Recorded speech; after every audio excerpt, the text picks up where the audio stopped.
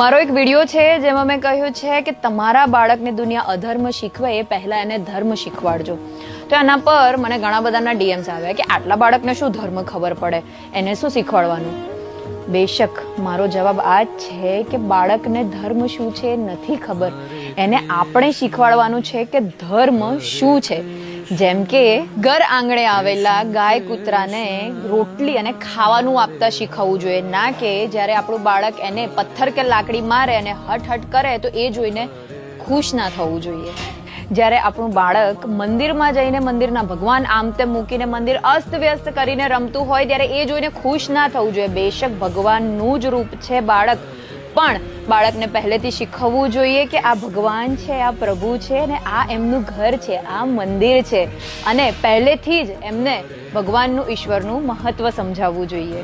ઘણીવાર બાળકો ચોપડા, નોટબુક્સ અને પૈસા પગેથી રમતા હોય છે, ત્યારે આપણે આપણા બાળકને રોકવું જોઈએ, એમને સમજાવવું જોઈએ કે આ વિદ્યા છે અને આ ધન છે, બંને ભગવાન સ્વરૂપ છે. એટલે જો ભૂલથી પણ પગ લાગી જાય તો એમને પગે લાગી માફી માંગતા શીખવાડવું જોઈએ.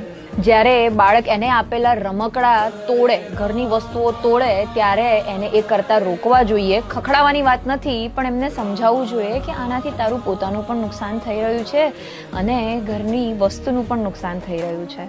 આ બધી બહુ નાની નાની વાતો છે, પણ આ બધી નાની નાની આદતોથી જ બાળકનો એક સ્વભાવ બને છે, જે મોટા થઈને પણ આ સ્વભાવ એની સાથે કેરી કરે છે.